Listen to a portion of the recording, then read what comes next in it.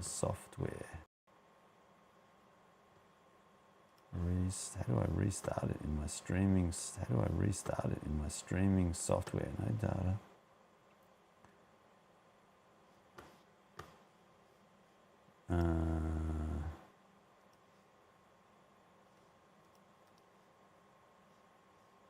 Live. What's going on there? Poor. Oh, internet. Tell you. Anyway, quick and dirty. So, stream interrupted, reconnecting. Stream health.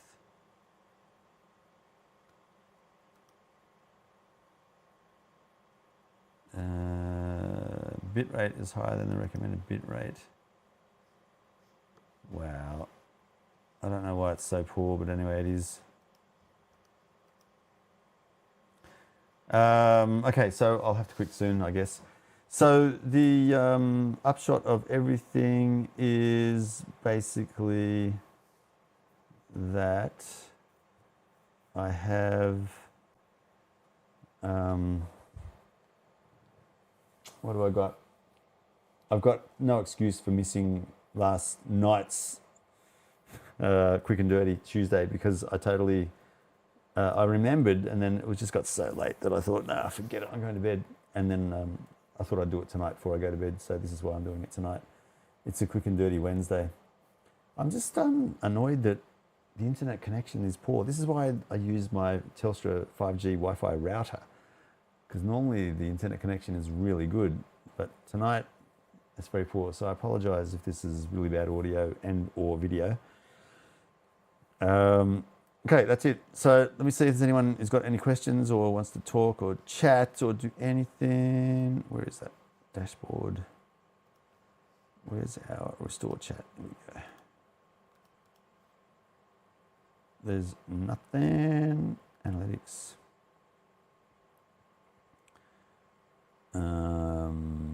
Can't see anyone online, which is cool. Oh, now we've got excellent. Now that I'm ready to give up. Yeah, so look, I'm looking forward to that. That's going to be super good fun. This is the stylus for the record player, so that should be really, really good fun. The battery replacement, I need that to go so I can get on the internet properly. What a pain, not working correctly. Anyway, oh, the other thing is I'm picking up another tape deck. This is an original old Sony tape deck from from the 90s. It's got a digital readout, 10 memories, AM FM radio, and it does auto reverse tape playing.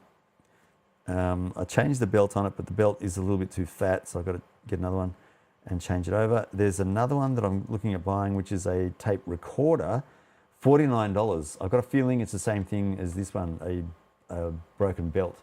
So I've done some research on how to fix it. I know how to fix it, so I'll grab that and then bring that in, because I'm loving the whole idea of going completely retro. And so I've unsubscribed from Spotify, iTunes, Dropbox, all of this. Netflix is gone, Amazon Prime I've kept only because it gives me free delivery, but I'm not watching movies on streaming services or listening to music on streaming services anymore. I'm going to basically get records, CDs and tapes, and listen to my music that way. I'll make my own audio tapes and then play them back on these kind of devices with an audio cable going into the stereo in the car. So I can listen to radio, CDs, or the CD player in the car, or tapes.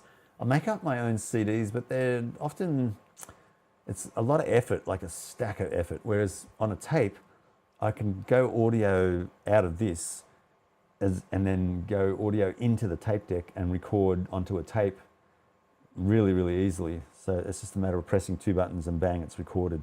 Whereas with the CD, I've got to use the computer, get a drive out, put the blank disc in, convert stuff, copy it to the disc, make sure the disc works. Like, it's just a massive rigmarole. And then there's no guarantees that that CDR will work in the CD player of the car. So, it's not 100% compatible. So I've got to make sure that all that stuff works.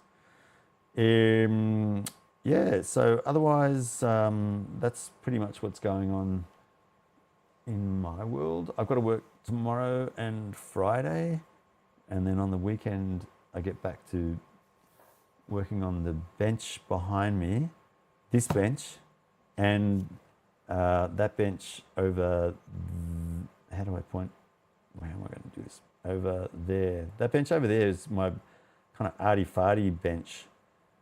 Which camera is that? That's that one there. So it's probably that view. No, it's not this view. Yeah.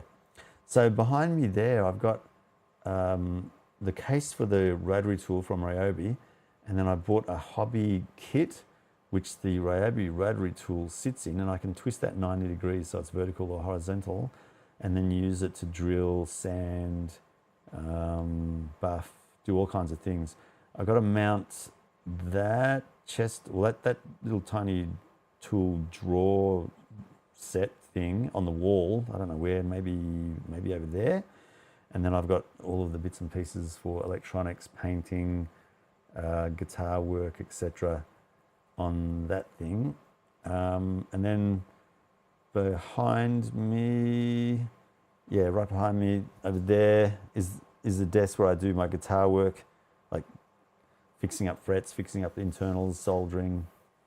So I've got kind of 3 areas that I physically work. So this one behind me, and then the one over there, which is that one over there with the rotary tool. I got a little chair in there there that I pull out and sit on. Likewise, behind me there, that wooden stool thing, it's an exact copy, but it's just got a wooden stool. I use that to sit on in front of me where the amp is behind me, that PV amp behind me, sit in front of that and play. Or I use the other stool behind me there and that workbench to grab the red. I'm going to call the guitar red. Obviously it's red.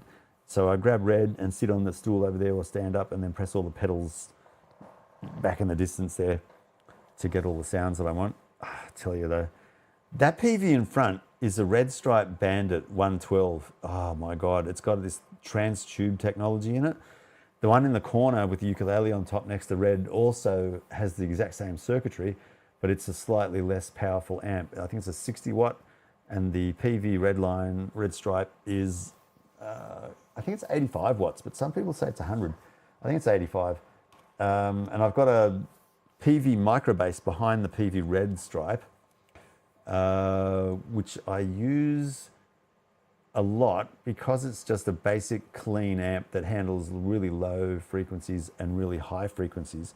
And so that lets me experiment with pedals and things like that, and a clean amp to make it dirty. And oh my God, one thing that I've fallen in love with is fuzz pedals. Far out. I accidentally discovered JHS pedals. JHS, Josh Heath Scott. He makes pedals. He's been making them for about 13, maybe 15 years now. And he's right into fuzz. So he's made a whole heap of pedals, and he's made a couple of fuzz pedals. So I've got myself 3 of his pedals already. I'm getting another one on my birthday next week. So I'll have 4 of his pedals, and they're so good. The fuzz pedal that I like the most at the moment, though, is a Boss pedal, the FZ5. It's 3 fuzz pedals in one. The fuzz face, the Maestro, and the Octavia. Octavia? An octave pedal. Oh my God. And they're 3 versions of fuzz, which just sound fantastic. And I've worked out how to get the best sound that I like out of those 3 modes. So it's kind of 3 fuzz pedals in one for $170, I think it was. It's a little bit expensive, but far cheaper than the JHS pedals. The JHS pedals I really like as well. But I've recently, gone down the rabbit hole of guitar pedals, and I cannot see an end in sight, to be honest. My God, I just love the sound of them. Beautiful. So that's pretty much all of the news I've got. The other items, just seeing them going well. I got to find a way to make money. Like the sound guy is going okay, but man, there's too many people out there charging no money for doing sound, and so I'm competing yet again with people who are willing to do sound work for nothing. I'm going to have to go into the video, but video is interesting, but it's just so what's the word? Like, it's not flippant, not fragile. It's very volatile. Because what happens is, and expensive. What happens is sound technology hasn't really changed too much over the years. So you get maybe more bandwidth in terms of, we used to do 16-bit, then it's gone 24-bit. Now we've got 32-bit, so we can do a massive range of amplitude, I guess, or high and low volume, if you like. And then the sample rate likewise has gone up as well. So we could do 44.1, 48, 192 kilohertz. So that means 192,000 times in 1 second we can sample at that rate. It's like it's taking a snapshot every 192,000 of a second. That's just crazy to me. Like, it's so many samples. So the amount of data that you have to use to store that information has gone through the roof, because you've got 32-bit of information, and then 192 megahertz sampling rate is just it's so frequent. You're capturing 32 bits every time you take a sample. Crazy. We used to get by with mono, with 16-bit or even 8-bit, But video is even worse. So video, when you're talking the number of pixels and things like that we've got now. So for 4K image at 444 sampling is just nuts. That's like raw video. So a 4K image every 25 seconds, because you got 25 frames per second. Sorry, every second you got 25 frames in that second of video. So for 1 second, there's 24 images of 4K. So the amount of data going through there is through the roof. The lenses and the audio mixed in with the video, and the codecs and the things like log to make the dynamic range broader as well. It just means, they're pushing the limits and making the cameras do more and more and more and more. So to be able to take advantage of those kind of frame rates and resolutions, you basically have to upgrade your camera gear every 6 months. And like the camera, where is it? The camera behind us, that one there, that's $5,500. That's 4K 10-bit. So if you do 4K, say they're talking about 4K 12, maybe sometimes 14-bit, like that's at high resolution. Even 12K 14-bit, like that's just so much information, and there's so much processing power that's going on. And there are people out there that demand, I want the latest and greatest.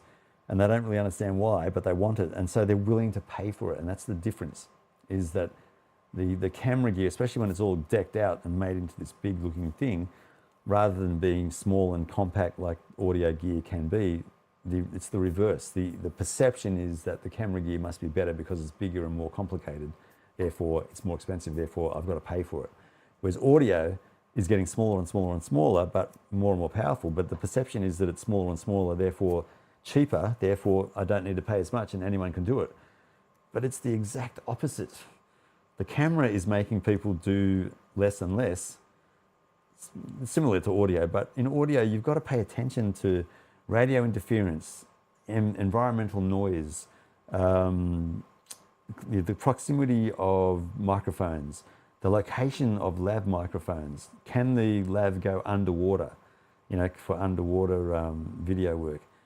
The same thing applies for cameras, I guess, but with the audio gear, you've got to do an individual audio setup for each actor. You might have 6 actors on the screen at one point, whereas a camera is just one camera capturing all the action for 6 people. So it's like one device doing one piece of work. But audio, you've got 6 devices plugged into maybe 2 or 3 devices doing 2 or 3 things, because time code is falling into the audio world. So time code is something else that you've got to cater for.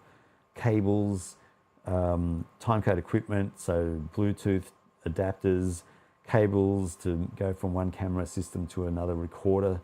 Like, there's so much involved. And it is annoying how few people really appreciate and understand how much effort goes into getting good audio, and how little value people want to spend on getting good audio. It's very frustrating. So I am having a go at you video people. Yes, you cinematographers out there, you have got the easy job, because the lighting guys do a lot of the work for you as well. So the lighting guys and the set design, etc., they're doing a lot of the heavy lifting. Pointing a camera is pretty damn easy as far as I'm concerned. There you go. I'll get off my soapbox. So yeah, I'm going to have a good time putting this together and listening and enjoying music more and more. If there are any questions, then hit me up. And if there are not, I'm going to go to bed because I'm zonked. Okay, there's no one online. And we're good to go. I'm going to go to bed. Good nighty all. Thanks for joining. We'll catch you next Tuesday for a Quick and Dirty Tuesday, I promise. Regardless of how tired I am, because I did it tonight, so I can do it next Tuesday. I'll be fine. I'll just work harder, stay up later, do the thing. Yeah, but the thing is, one last thing. I've got to work out a way to make a good, profitable business. And I think I'll go into sound design for movies, for in particular horror movies.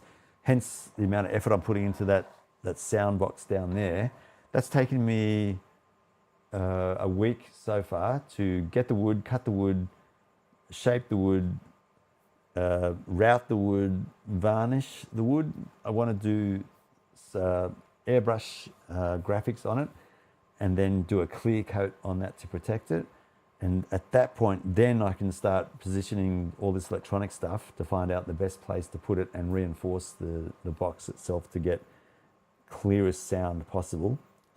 And then work out the best position for not just that piezo pickup. I've got a piezo pickup for the guitar pickup system, a piezo pickup separate to that. I've got another one on order with 3 piezo pickups and 1 output jack. So I'll have at least 3 output jacks for that to go into my mixer, my Tascam Porta Capture X8 mixer, to do special effects through the guitar pedals as a separate bus for sound effects. And then I can mix the original sound with the blend, with the modified sound through the guitar pedals, or blend that together in a similar fashion to doing that blend of the piezo and microphone input, which I want to do on that device. So I want to be able to shape, shape the sound exactly the way that I want, so that we can get the best sound effects. Yeah, and at the same time, I'm collecting sounds in a sound database, so I can use those sounds to speed up, slow down, echo, flange, just modify it any way that I want to get the sound that I want. So I'm super excited by this. And I think there's scope for being able to charge properly, work from home, cut down on travel costs, cut down on all kinds of ancillary costs, because then I won't have fuel costs, parking costs, toll costs, feeding costs, just general time traveling. So I can do it all basically from here in the shack. And I think that'll be a good way forward. The problem I've got is getting my name out there. So I'm going to basically follow this model which I discovered, which I call QMS, which is quality, marketing, and systems. So I have systems in place for continuous improvement to do a quality job, and then I'm going to market that in places like TikTok, Facebook, Instagram, where I can just do a short 30-second demonstration of the sounds that I'm working on, and then push people to either a website or probably my YouTube channel for people to make contact with me, see more of what I do, and book me in. So yeah, I'm not going to go to the extent of doing a website just yet. When the sound database gets bigger, I'll probably get a website going to upload the sounds for download from the website, because I want to get like a whole database of various sounds for other people to use for sound effects. Yeah, that's the idea. So that'll be the next business idea that I work on in conjunction with doing on-set sound recording. And I'll make a slow transition from doing on-set sound recording to horror movie sound production in post. And it might even blend into then composing and scoring of movies as well, so that I've got more control over the whole impact of the sound in a film, especially horror movies, where you have that build up of the tension through music and then sound effects in the background. And I know what I want to achieve with the sound effect and the emotion coming out from the build up in the tension and the release of that as well. So I think I'm in a good position to do good jobs in that space, just because of my interest in sound since being a very young boy to being a very old man now. A very old man. Yes, yes, yes. Okay, having said that, I'm going to bed. Good night now. See you all. Take it easy, and catch you in the next one. Bye now. Bye now.